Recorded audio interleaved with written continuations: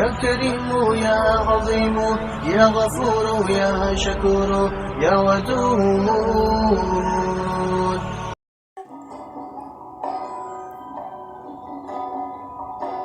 حضرت رابعہ بصری قلندر رحمت اللہ علیہ کا زمانہ.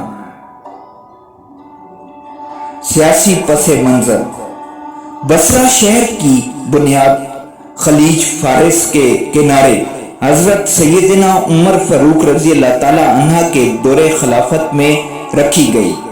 یہ عرب و عجم کی ایک بڑی بندرگاہ بھی تھی اور ایک فوجی چھاونی بھی. جب حضرت رابعہ بصری رحمت اللہ علیہ خلافت امیہ کے دور میں پیدا ہوئی اور ولید بن عبد الملک متوفی 15 جمادی الثانی 96 ہجری حکمران تھا. آپ کی پیدائش 95 ہجری کی بیان کی جاتی ہے. یہ وہی سال ہے جب حجاج بن یوسف نے وفات پائی جو گورنر عراق تھا. یہ فتوحات کا دور تھا. 96 ہجری میں چین پر لشکر کشی کی گئی اور براستہ سمرقند کا شہر فتح کیا گیا. سندھ، کابل، فرغانہ اور طوس وغیرہ فتح ہوئے. اسی دور میں حضرت عمر بن عبد العزیز رحمت اللہ علیہ برسر اقتدار آئے. ان کے دور کو خلفائے راشدین رضی اللہ تعالی عنہم کے دور کے ساتھ شامل کیا جاتا تھا اور ان کو عمر ثانی کہا جاتا ہے.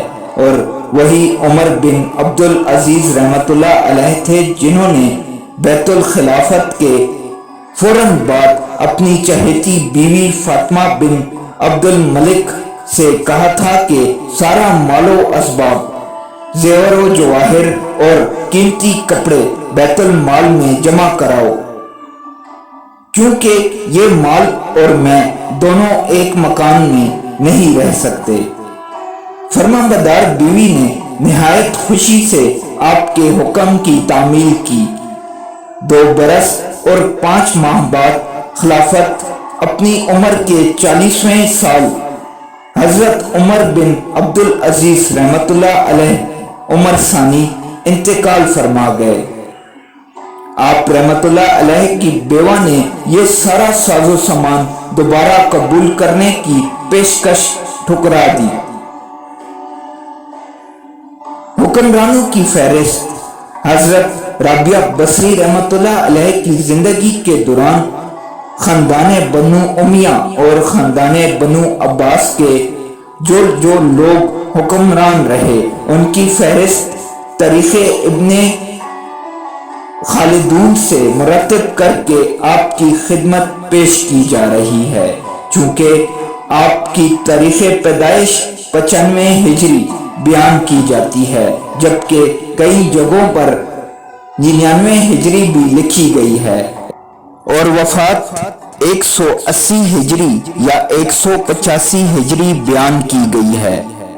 لہذا ہم 95 ہجری تا 185 ہجری کے دوران برسر اقتدار آنے والے حکمرانوں کے نام اور ان کی حکمرانی کا دورانیہ اور ان کے خاندانوں کے نام پیش کر رہے ہیں. 1. خاندان بنو امیہ ولید بن عبد الملک 85 ہجری تا 96 ہجری. 2. خاندان بنو امیہ سلیمان بن عبد الملک 96 ہجری تا 99 ہجری. 3. خاندان بنو امیہ حضرت عمر بن عبد العزیز رحمت اللہ علیہ 99 ہجری تا 101 ہجری. 4. خاندان بنو امیہ یزید بن عبد الملک 101 ہجری تا 105 ہجری. خاندان بنو امیہ ہشام بن عبد الملک 105 ہجری تا 125 ہجری. 6. خاندان بنو امیہ ولید بن یزید 125 ہجری تا 126 ہجری. 7. خاندان بنو امیہ یزید بن ولید 126 ہجری تا 126 ہجری۔ 8 خاندان بنو امیہ ابراہیم بن ولید 126 ہجری تا 127 ہجری۔ 9 خاندان بنو امیہ مروان بن محمد 127 ہجری تا 132 ہجری۔ 10 خاندان بنو عباس ابو العباس عبداللہ صفا 132 ہجری تا 136 ہجری۔ 11 خاندان بنو عباس ابو جعفر منصور 136 ہجری تا 158 ہجری۔ 12 خاندان بنو عباس محمد بن عبداللہ المہدی 158 ہجری تا 169 ہجری۔ 13 خاندان بنو عباس ابو موسیٰ الہادی 169 ہجری تا 170 ہجری۔ 14 خاندان بنو عباس ہارون الرشید 170 ہجری تا 193 ہجری۔ حضرت رابعہ بصری رحمۃ اللہ علیہ نے ان 14 حکمرانوں کا دور دیکھا۔ یہ دور سیاسی لحاظ سے مسلمانوں کا سنہری دور تھا۔ چاروں اطراف میں فتوحات ہو رہی تھیں، مال غنیمت اسلامی شہروں میں آ رہا تھا، مالی اعتبار سے لوگ خوشحال تھے اور اسلامی مملکت مستحکم تھی۔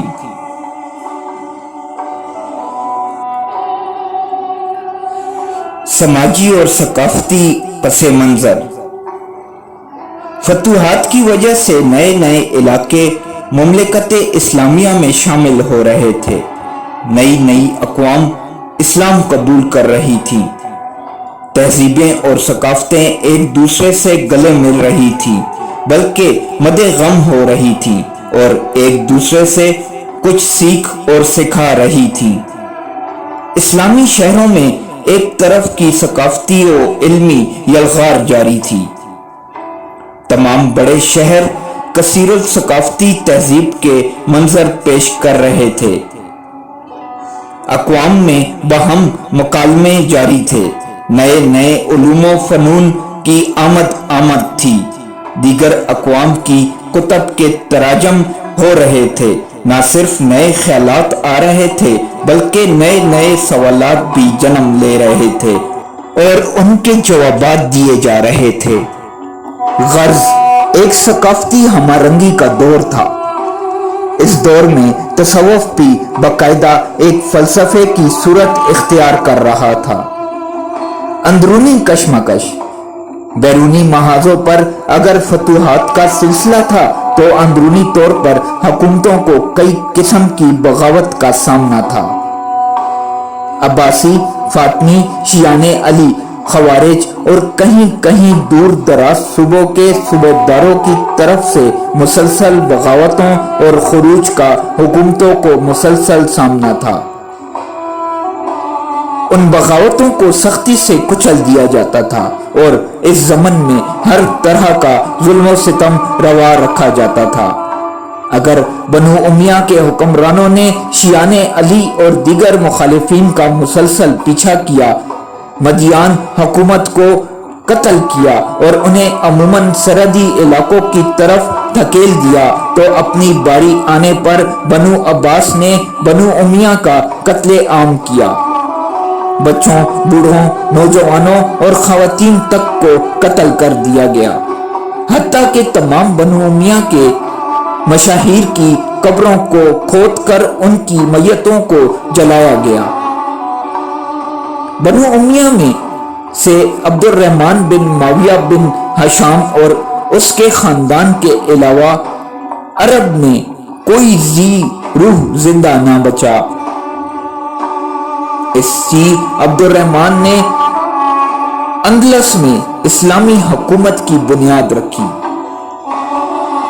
یہ ظلم و ستم دیکھ کر صوفیاء کرام، جن کی ہمدردیاں اگرچہ کسی نہ کسی گروہ کے ساتھ ہوتی تھیں، لیکن وہ عموماً سیاست سے کنارہ کش ہو گئے تھے. لیکن حضرت خواجہ حسن بصری رحمۃ اللہ علیہ نے یزید بن عبد المالک کے دور میں حکومت وقت کا ساتھ دیا. جب یزید بن محلب لوگوں کو حکومت کے خلاف بغاوت پر اکسا رہا تھا، حضرت خواجہ رحمۃ اللہ علیہ نے اس کی مخالفت کی، لیکن آپ کی ذات کے خلاف وہ کسی قسم کی کارروائی کرنے کی جرات نہ کر سکا. حتیٰ کہ ایک بار حجاج بن یوسف نے بھی حضرت خواجہ رحمۃ اللہ علیہ کو دبانے کی کوشش کی، مگر آپ کے مسکت جواب سن کر خاموش ہو گیا. حضرت خواجہ رحمۃ اللہ علیہ نے عمر بن عبد العزیز رحمۃ اللہ علیہ کو بھی خطوط لکھے اور اسے نیک مشورے دیے. بصرہ شہر، جیسا کہ آغاز میں کہا جا چکا ہے کہ بصرہ شہر حضرت عمر فاروق رضی اللہ تعالیٰ عنہ کے دور میں بسایا گیا. یہاں عرب فاتحین کے قبائل سکونت پذیر تھے. یہ نہ صرف ایک چھاونی تھی بلکہ سیاسی و تجارتی مرکز بھی تھا اور تہذیب و تمدن اور علم و ہنر کا گہوارہ بھی تھا. عالم اسلام میں جہاں مکی مدنی یا کوفی علماء فقہا کی آراہ کی قدر تھی، وہاں بصری علماء کی آراہ کو بھی قدر کی نگاہ سے دیکھا جاتا تھا. اہل بصرہ نے نحو و لغت کے بارے میں بھی اہل کوفہ سے مختلف آراہ قائم کی تھیں، جن کی وجہ سے کئی نئے مسائل واضح ہوئے اور ان کے حل اور ان کے جوابات حاصل ہوئے. غرض بصرہ ایک کثیر الثقافتی مرکز تھا جہاں ہر طرح کے لوگ مل جل کر رہا کرتے تھے. یوں بصرہ قریب البعید والوں کے لیے ایک پرکشش شہر بن گیا تھا جو تجارتی منڈی اور بندرگاہ کے ساتھ ساتھ علم اور دین کا مرکز بھی بن گیا تھا. علماء، محدثین اور اہل علم و اہل فن دور و نزدیک سے آ کر یہاں اکٹھے ہو گئے تھے. اہل صنعت و حرفت اور کاموں میں دستگاہ رکھنے والے ماہرین یہاں جمع ہو چکے تھے اور بصرہ امت کے لیے حیات فکری کا ایک نیا سرچشمہ بن گیا تھا. نئے عقلی رجحانات اور نئی ادبی و عقلی سوچ یہاں جنم لینے لگی تھی. بصرہ میں عموماً عثمانی، علوی، اموی، شامی اور خارجی لوگ موجود تھے. یہ متضاد موجیں ایک دوسرے سے ٹکراتی رہتی تھیں اور قوم کی حیات فکری اور اجتماعی کو متاثر کرتی رہتی تھیں. بصرہ میں قحط. حضرت رابعہ بصری رحمۃ اللہ علیہ کے بچپن میں ایک بار بصرہ میں شدید قحط کا دور آیا. شاید یہ وہی قحط تھا جو دمشق میں بھی آیا تھا. اس قحط نے بصرہ کے کئی غریب خاندانوں کو اجاڑ کر رکھ دیا تھا. خاندانوں میں ایک حضرت رابعہ بصری رحمۃ اللہ علیہ کا بھی تھا. اس قحط کے دوران حضرت رابعہ بصری رحمۃ اللہ علیہ اپنے خاندان سے بچھڑ گئیں اور کسی ظالم نے آپ کو پکڑ کر غلام بنا کر فروخت کر ڈالا تھا. آپ نے اپنی زندگی کا بہترین حصہ یعنی ابتدائی سال اور اولین جوانی کا دور غلامی میں ہی بسر کیا. اگرچہ بعد ازاں آپ کو آزاد کر دیا گیا، لیکن آپ اپنے آپ کو ایک آزاد کردہ غلام ہی سمجھتی رہی تھی. نظریاتی انحراف. اس کی وجہ خاندان بنو امیہ کا ایک نظریاتی انحراف تھا۔ اسلام کی بنیاد مساوات پر ہے، کسی عربی کو اجمی پر یا اجمی کو عربی پر، گورے کو کالے پر یا کالے کو گورے پر کوئی فوقیت یا فضیلت حاصل نہیں۔ فضیلت کا دار و مدار تقوی پر تھا، لیکن بنو امیہ کے دور میں یہ معیار بدل گیا تھا اور وہ عربیت اور اصالت کو بہت اہمیت دینے لگے تھے۔ ان کی سیاست حسب النسب پر بنتی تھی، حتیٰ کہ جہاد و فتوحات اور ان سے ملنے والے فوائد کا بھی وہ خود کو ہی حقدار سمجھتے تھے۔ اس پالیسی سے غیر عرب اور موالی خوش نہیں تھے اور اندر ہی اندر یہ مسئلہ خاصی اہمیت اختیار کر گیا تھا۔ جب انہیں جہاد سے اپنا حصہ نہ ملا تو ان غیر عرب لوگوں اور موالیوں، آزاد کردہ غلاموں کی بہت بڑی تعداد نے علم و ادب کے میدان کو منتخب کیا اور تدبیر و تحریر، علوم و فنون میں ایسا کمال حاصل کیا کہ اصل عربیوں سے علم و فضل میں بہت آگے نکل گئے۔ شروع میں ان موالیوں اجمیوں کو جو علم و تقوی میں نہایت بزرگ تھے، عربیوں نے کوئی اہمیت نہ دی، جس کی وجہ سے ان میں خاصا ہیجان بھی پایا جاتا تھا اور ان صاحبان علم و فن کو یہ بات ناگوار بھی گزرتی تھی کہ کوئی اسلامی نظریات کے اعلیٰ ارغم صرف حسب النسب کی بنا پر ان کو حقیر سمجھے اور ان کے حقوق کو غصب کرے۔